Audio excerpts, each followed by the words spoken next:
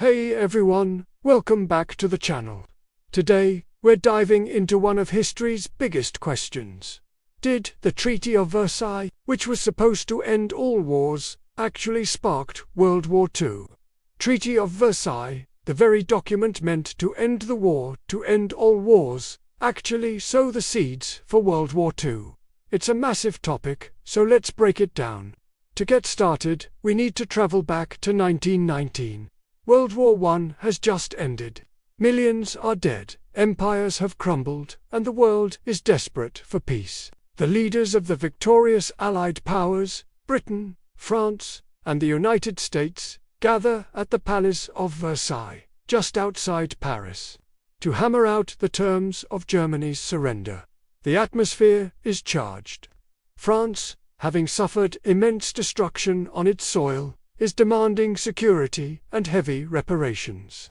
Britain wants to rebuild its trade relationships and maintain a balance of power in Europe. And America's President, Woodrow Wilson, is pushing his idealistic 14 points, hoping for a just and lasting peace built on self-determination and a new League of Nations. So what did the treaty actually say? It's famous for being harsh, and for good reason. First, there was the War Guilt Clause, Article 231. This forced Germany and its allies to accept full responsibility for starting the war. This wasn't just a symbolic gesture. It was the legal basis for all the punishments that followed. Imagine being told your entire nation was solely to blame for a global catastrophe. It was a deep, national humiliation. Then came the reparations. The bill was astronomical. Initially, the figure wasn't even set, which created huge uncertainty and anxiety in Germany. When it was finally announced in 1921, it was 132 billion gold marks, an amount that most economists at the time, including the famous John Maynard Keynes, believed was impossible for Germany to pay. This economic burden would cripple the new German Republic, known as the Weimar Republic, right from the start. Next were the military restrictions. The German army was slashed to just 100,000 men. They were forbidden from having an air force, tanks, or submarines. The Rhineland, a key industrial area bordering France, was to be demilitarized. Essentially, the treaty was designed to keep Germany permanently weak, unable to ever threaten its neighbors again. And finally, there were the territorial losses. Germany lost about 13% of its territory and all of its overseas colonies. Lands like Alsace-Lorraine were returned to France. Areas were given to the newly created Poland, and other territories were handed over to Belgium and Denmark. This not only stripped Germany of valuable resources, but also placed millions of ethnic Germans under foreign rule, which directly contradicted President Wilson's principle of self-determination. So, how did this connect to World War II? Let's trace the path. The immediate impact in Germany was chaos and outrage. The German government didn't have a choice but to sign. But back home, the treaty was seen as a diktat, a dictated peace. A powerful and dangerous myth began to spread: the stab-in-the-back theory. This was the idea that the German army hadn't actually been defeated on the battlefield, but was betrayed by politicians, communists, and Jews back home who signed the surrender. This narrative was pure gold for extremist political groups. Throughout the 1920s, the fragile Weimar Republic struggled. It faced hyperinflation, political assassinations, and constant attempts to overthrow it from both the far left and the far right. The economic strain of the reparations payments made it nearly impossible for the government to stabilize the country. Every time a payment was due, it caused a political crisis. And who was waiting in the wings, ready to exploit this chaos? Adolf Hitler and the Nazi Party. His entire political message was built on rage against the Treaty of Versailles. He promised to tear up the treaty, restore German honor, reclaim lost territories, and rebuild the military. for a German population feeling humiliated, impoverished, and resentful. This was an incredibly powerful and appealing message. The treaty became the ultimate scapegoat for all of Germany's problems. When the Great Depression hit in 1929, it was the final nail in the coffin for German democracy. Unemployment skyrocketed, and people became desperate. They lost faith in the moderate parties and turned to the extremes.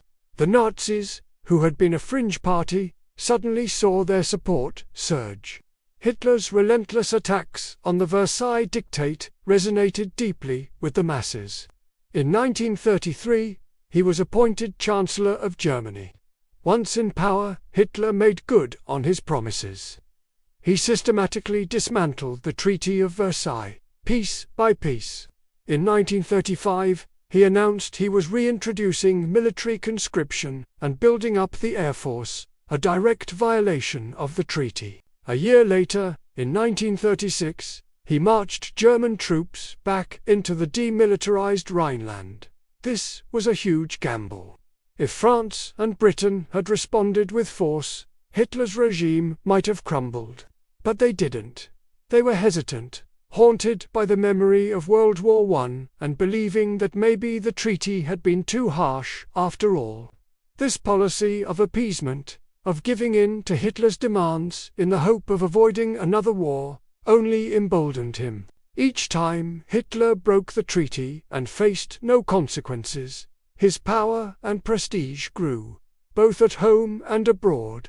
He saw the Western democracies as weak and unwilling to stand up to him.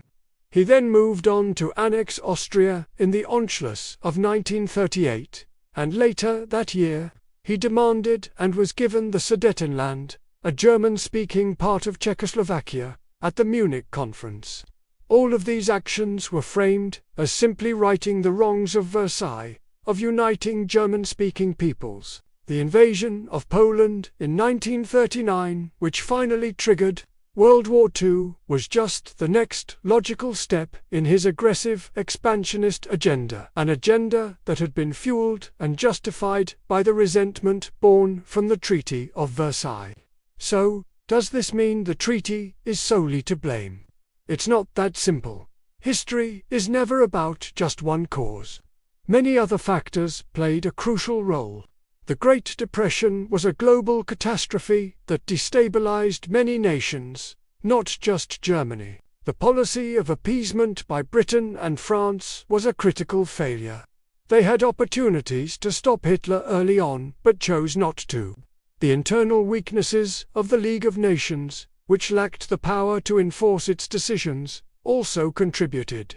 And we cannot ignore the role of Hitler's own vile ideology and ambitions. He didn't just want to revise the treaty. He wanted to dominate Europe and pursue a horrific, racist agenda. Many historians today argue that the problem wasn't just that the treaty was too harsh, but that it was caught in a both-worlds situation. It was harsh enough to create lasting resentment in Germany, but not harsh enough, for not enforced strongly enough, to permanently prevent Germany from rising again. A more lenient treaty might have helped the Weimar Republic succeed. A much harsher treaty, perhaps one that broke Germany into smaller states, might have permanently removed it as a threat. The compromise they landed on did neither. In conclusion, to say the Treaty of Versailles directly caused World War II is probably an oversimplification. But to say it played a major, critical role is undeniable. It created the political and economic conditions in Germany that allowed a figure like Hitler to rise to power. It provided him with a powerful propaganda tool that he used to unite a nation behind a banner of revenge and nationalism. The treaty was a flawed peace, born from anger and compromise. And its legacy haunted Europe for 20 years. Ultimately culminating in an even more devastating conflict. What do you think? Was there any way to create a lasting peace in 1919, or was another conflict inevitable? Let me know your thoughts in the comments below.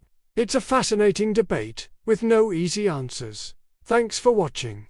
If you enjoyed this deep dive into history, please give this video a thumbs up and subscribe for more content just like this. See you in the next one.